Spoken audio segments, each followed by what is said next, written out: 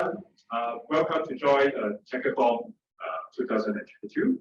Today we are so happy that we have Mr. Eric from ReuBird to do the sharing with all of you about his entrepreneur experience.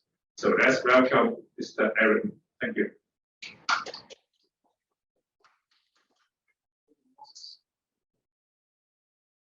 Thank you. So, hello everyone. I'm Eric, a software engineer as well as a founding team member of ReuBird, a one-stop marketplace for organizing gatherings, parties, and celebrations. So, first of all, I would like to thank Science Park as well as AWS for giving me this opportunity to share about our business and how we can get our effort everywhere and share our experience with us.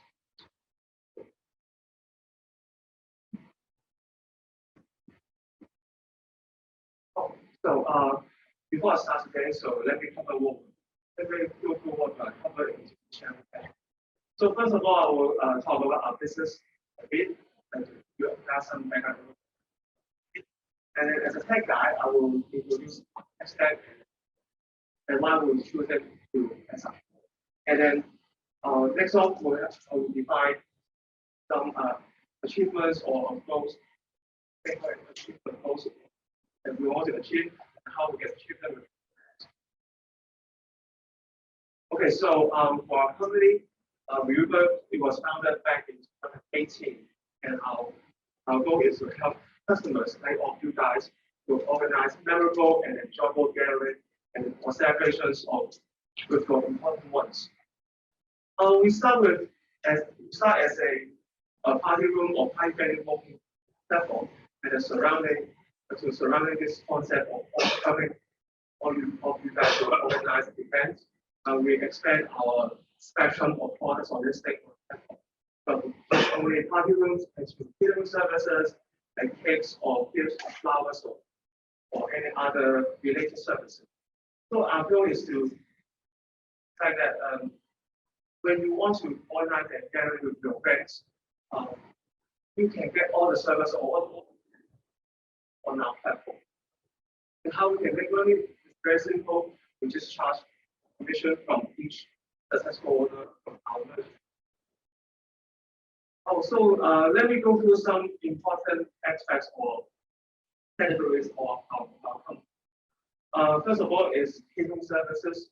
You can see on the screenshot that we are many listing of different use that are available for you guys to order. And then we can support many kinds of like present use that or you can just order anything you want from our platform. And also for the screenshot on the right is about our bakery products. One of our special features is that we allow tons of rooms of customization of our products. If you use some kind of services or solutions available in the market like Shopify or some other platform, if you are ordering a cake, you will only choose the size or what cake you want. That's it. But for us, we allow many customization with that product. Like aside of the size, you can choose the filling, the topping, or even you want some extra candies for the product itself. It all works on our orders. So for our merchants, for our customers, you can just order anything you want on our platform. And for our merchants, as a platform, merchants are also one of our customers. And they don't need to communicate with the customer back and forth to confirm the order. And then when they receive the order, they just want to deliver the product. And that's it. So I think this is what we stand out from the other platform. So next off, back to our very first category, party venues. We do have many party venues market. Our customers can be there. If they have parties on that, the venue owner will contact them to proceed to the next stage. And besides from our product listings or brand listings, we do have some other mini tools to assist the process of organizing events. Just like this, the one on the left, sorry, the one on the right is a tool to help to indicate your availability of events. Maybe you guys will have, especially for large group events, it's quite difficult to come up with a certain day or certain time to that can get it. But with our tool, you can show, you indicate and show your availability very clearly and come up with and so on. For the other one is a bucket list for couples. And for the couples, we can show some different media articles about their what they can do on project. And you guys can add it to the wish list, bucket list, and then you can add more events during the and then create a bucket list of the thing. So besides on the product listing, I think these kind of mini tools that surround your business concept can drive traffic to your application. Especially this one, this voting tool, because indeed this is one of the very first tools with the public, and then it do help us a lot during our early stage of this. So if you guys have some ideas and some kind of mini tools that can drive traffic, I think this is and cost-effective way to do so. So after talking about our company, what we're doing is, let me give you some pictures of our performance. So back in 2020, our GMV was 20 million Hong Kong dollars. And for now, until our GMV is already over 20 million Hong Kong dollars. So under the impact of COVID, especially when doing consumer adventure kind of industry, we do suffer a lot from COVID, but still we can get some kind of this kind of performance is quite good for us. And until now, we get over 14,000 members on our platform already, and then we have partnered with over 500 merchants providing different kind of services like party venues or things. And even some of them you guys may have heard before. It's like Happy2 and party events for catering services, they all have their products listed on our platform. As for cakes, we have Queen's Bakery, La Classics, and Chatolasek. Let me highlight Chatolasek a bit because they are Japanese franchise gift shop, and they have over 50 or 60 branches already. And before that, before party events, they don't have any online selling channel, and then we became their only sales channel last July. So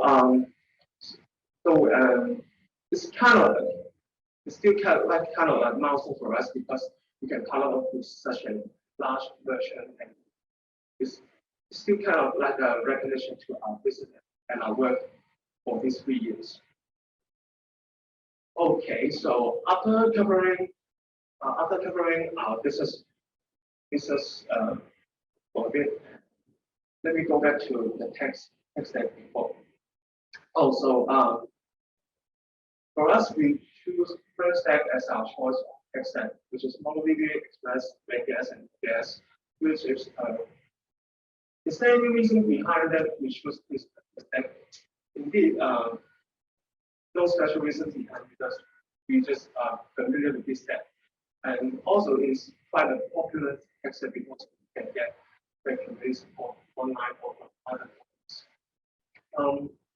So if you guys are starting up a new business, so don't bother too much with your text stack, just do it with any language or any stack you are familiar with, and then just go through your product and pick up these things later on.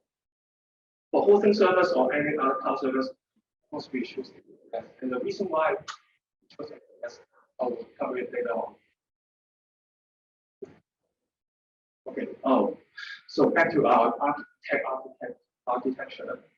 You can see it's indeed it's quite simple or kind of old school architecture. The most of you will get in touch with our end user app, which is ReuBird.hk, the website you can search online, and then all our business logic relies on the API server itself, and then it will communicate with the database, transfer all those data to the end user app. And besides end user app, we do have a merchant portal for our merchants to update their product information, especially their own orders. Because as a platform, not only the customers, the normal users are customers, also we have to please or cater the needs of our users. So we do offer some kind of merchant tools for them to check the orders and also smoothen their daily operation. You will see that it is quite old school, and think of why don't you go serverless or go with microservices? I'll say we will just want to focus on our building up our app to our users. So at this point, we won't bother too much about architecture, but we do have some kind of use cases for service application. So as a platform, we do have some top technical concerns that we want to achieve, and we have to achieve. So one of them is stability, which is a must for any other applications because to ensure our apps are able to any kind of users or merchants, especially now we are partnering up. Especially we are now partnering up with some kind of large merchants, so we do need to keep our application as stable as possible. So for stability, we have two different kinds of content delivery. One is our application itself, another is some of other content assets. So let me touch on the content itself first. We store them all on S3, and then we can deliver them with Techathon, which is a global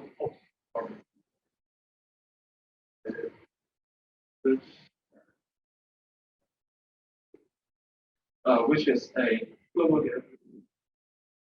service. Although our market is we focus a lot on Hong Kong local market. Quite often we get some foreign users from like Canada or Taiwan ordering some products for their friends back in Hong Kong. So it's quite important that we can serve all those contents or all our application or services to anywhere in the world. So S3 and Carbon really is a very stable service for us. So we deliver all those photos, all those access to our customers. Okay, for the application itself, all our codes, all our machines, they're all deployed with Elastic Beanstalk. Indeed, this is I would say it's quite an entry-level hosting solution for them, because what it does is just provide one time you can host all those machines on them, all our hosts on that machines. But the good point is that it is really easy to manage, and then we can easily migrate from other hosting services. And for us, we used to host our application on Heroku, which is another hosting service in Antwerp. I remember we host our machine back, but the period we try to migrate all our applications to AWS, the process is quite smooth. And until now, we're still happy with Elastic Beanstalk. But of course, if you want to solutions like running Dockers, there are also stable solutions. So cover it later on a bit. So if you don't have others also serverless, I think Elastic Beanstalk will be a good point to start for you guys to quickly roll out your products. Another concern for us is the scalability. As mentioned, we are doing entertainment or leisure industry, and our traffic is hugely affected by that. It's like just now, we just experienced Christmas and New Year, and later this month, we've got Chinese New Year. So the peak season will drive us so many traffic and season. So for November or October, they're not that not so much festival for us. That's why our sales of traffic will be lower quite a lot. So so our traffic and our sales is really affected by seasonality. One of the solutions is that we can always host a huge machine to cater the rise of the but it's quite overkill for us because as for our use case, we don't have to we do not use the kind of CPU quality. We are not training up a model or we are not processing tons of data. So if we host a very huge machine, it will be a huge overkill and the cost will be so much higher. So to deal with this kind of stable amount of traffic, auto scaling is a really great feature for us to help us to control our machine as well as control our cost. For auto scaling, you may set up these different metrics you want to get auto scale out according to the metrics. For us, we will set it to according to the number of requests as well as memory as our scaling factor of our machines. So if you guys are doing, you guys can adjust the scaling factor based on your application, and you can observe what is kind of like key for your application. You can change it like the user CPU, the number of requests on network itself. So there are tons of metrics that you choose as the scaling factor. And also, auto scaling is a feature that is available in various AWS solutions. Like you are running Docker, there are also auto scaling servers that you use. So it's not limited to this use case. If you are using kind of you can build auto scaling for your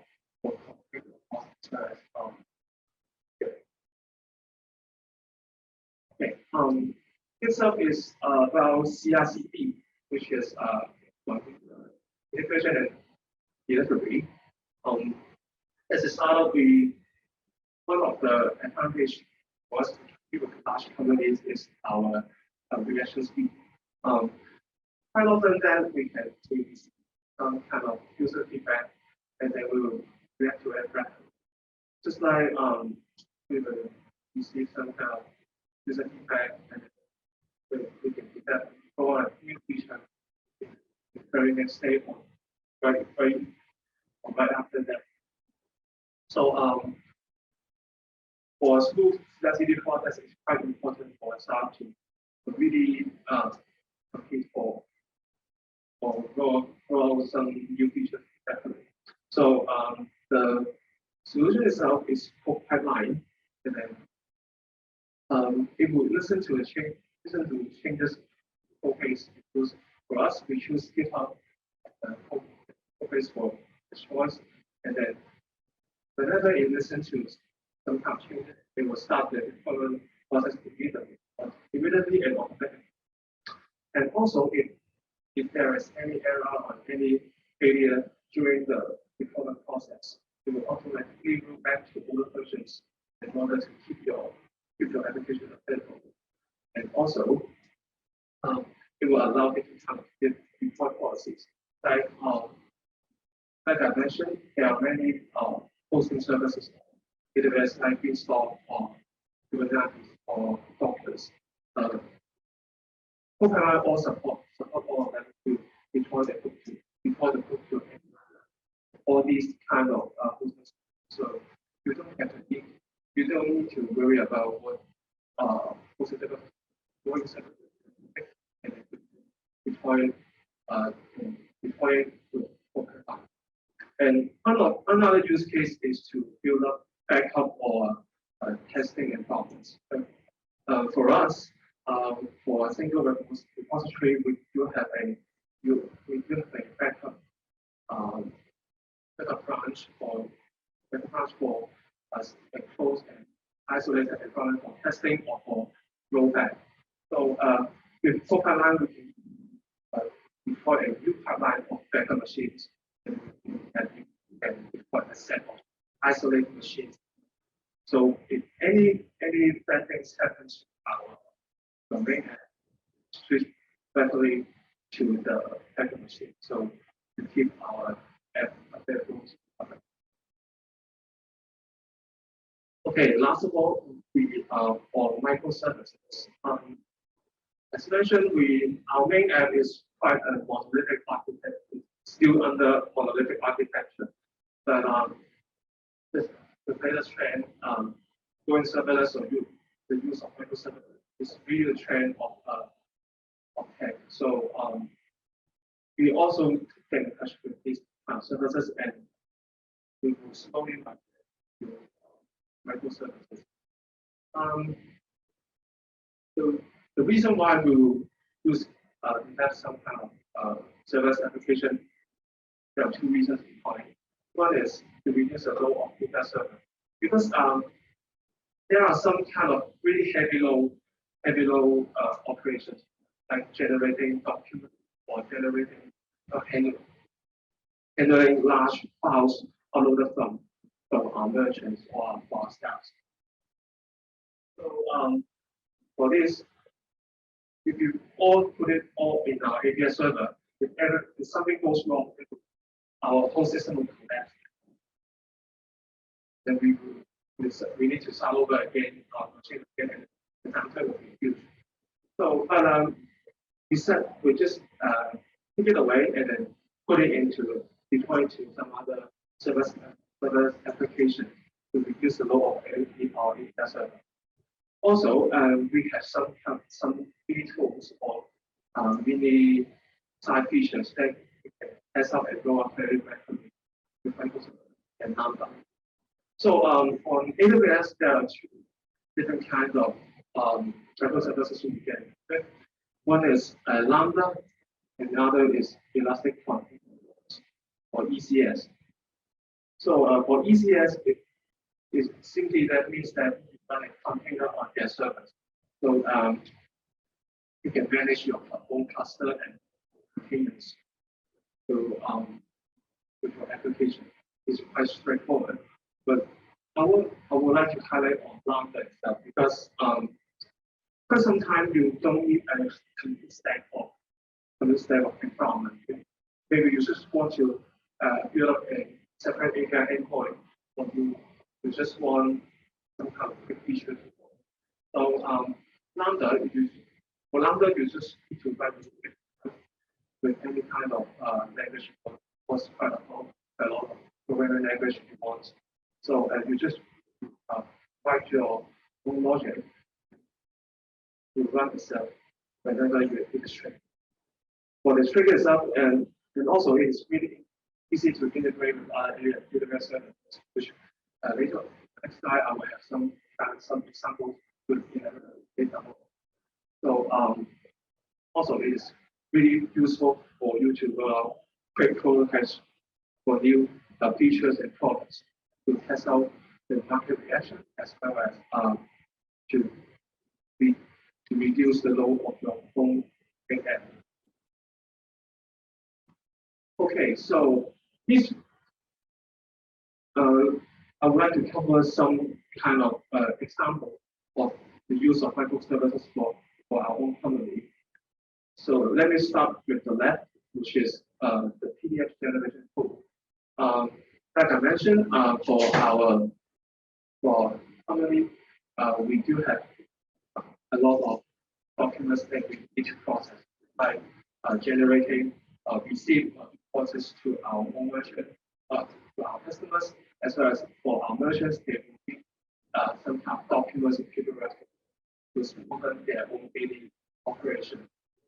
But it is indeed it's quite heavy for our domain server. So we just separated it to, recently we have migrated to Lambda, but not Docker. We migrated to Lambda itself, to Lambda. So whenever it's strict, and then we connect an API endpoint. So whenever the API is full, and then it generates a PDF, the user can download it right away. The next example is using image processing function. As a platform, we do have a lot of images or files we need to display on our listings. But for our merchants, often they won't care about the resolution of them. Quite often they will upload a photo to like a few maps or 20 or 30 maps for photo. So if we just dish out all the files they uploaded, the page load speed will be out of control. And then the performance, no matter the user experience, as well as for SEO user experience, it will be hugely affected by slow loading speed on our website.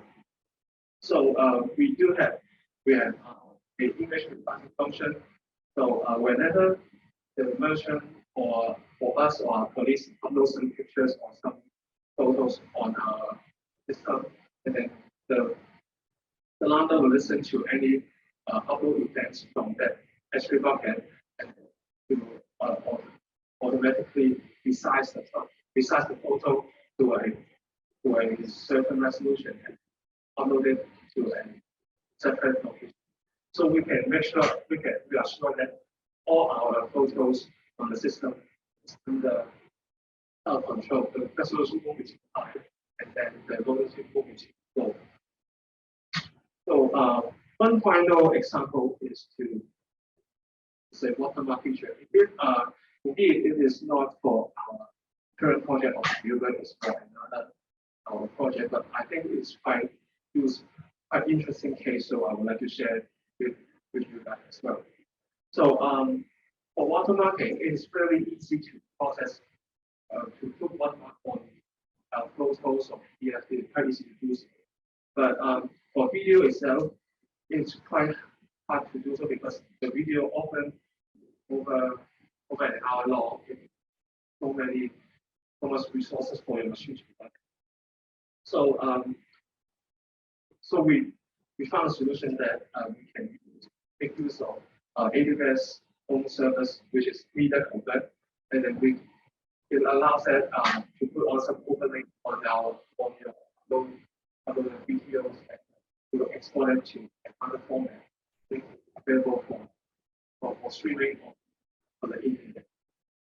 So we use Lambda as only as because obviously Lambda cannot handle this kind of individual operation. So but we use Lambda to create a job in media convert, and then else is, and then whenever the job is done, to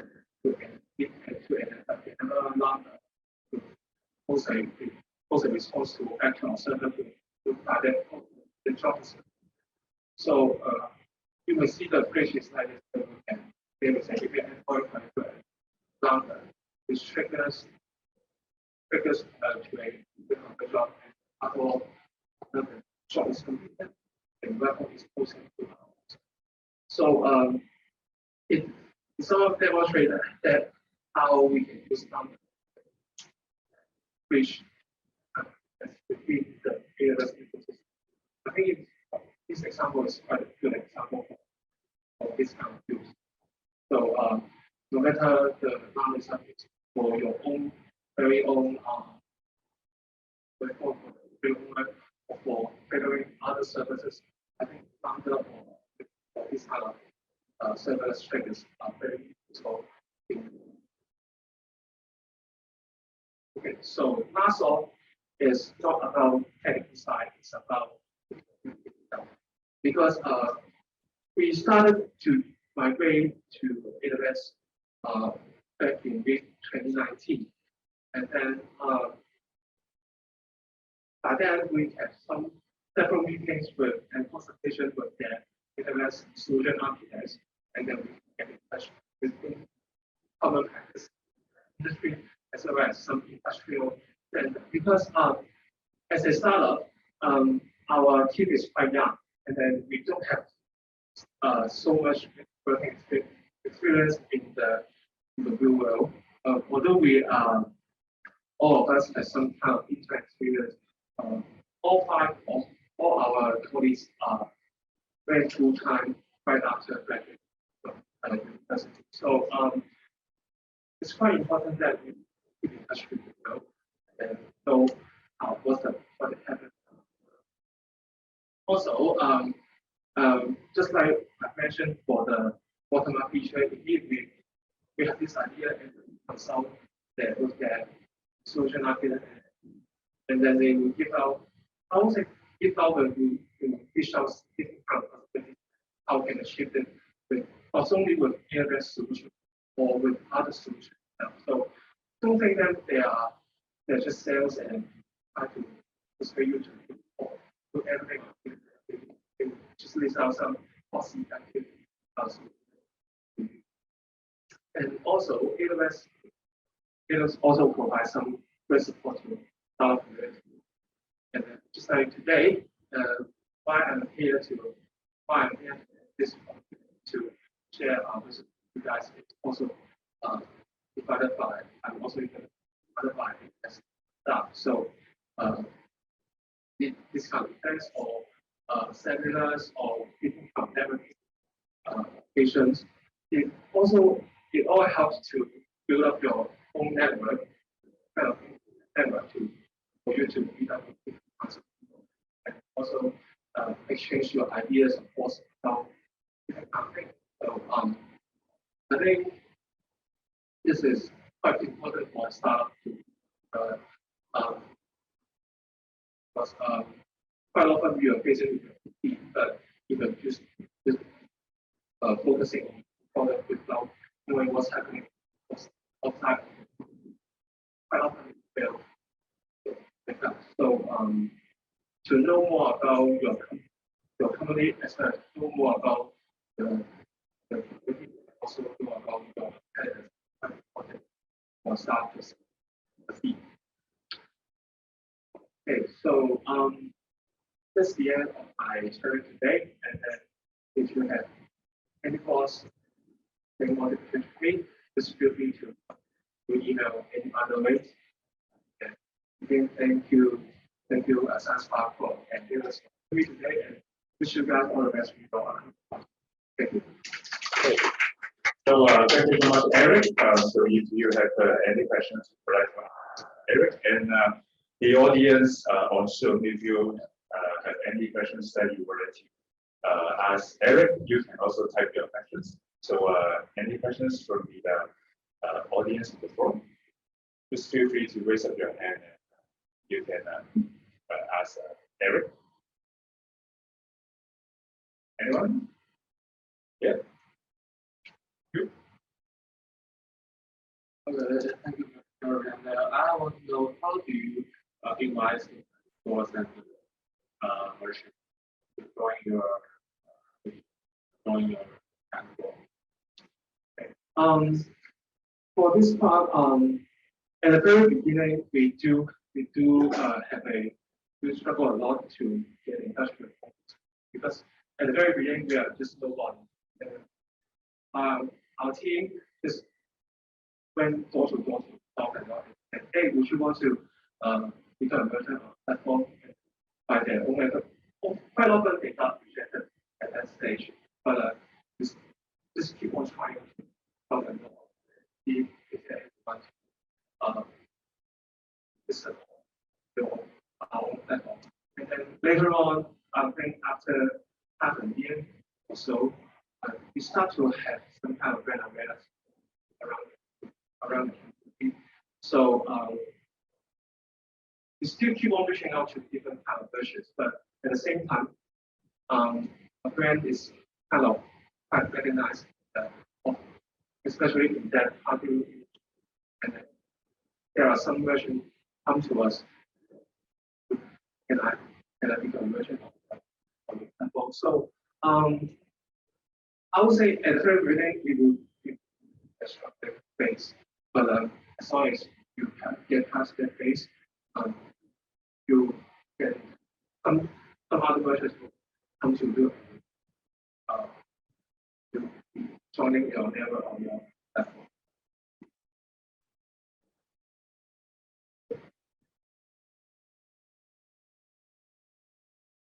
Thank you, Dante. And this is the following question from the channel that have ear to invite them to your platform. You offer some benefits to them when you invite them.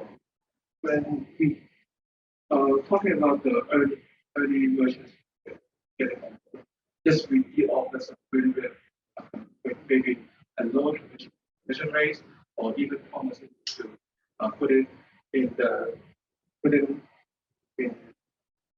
page, in the first page of the search results. So I think this is quite important to use this kind of incentive for them to join.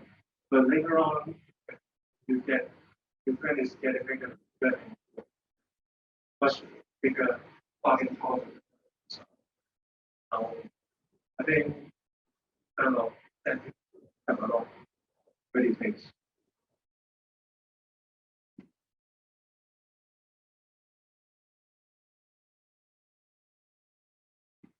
Any other questions? Okay. So I think you guys know ReuBird's well. So thank you so much, Aaron. And if you have any questions, you can just reach out to Aaron. Afterward, if you have any questions about Hamasasma ideas, thank you so much. Thanks for sharing. Aaron?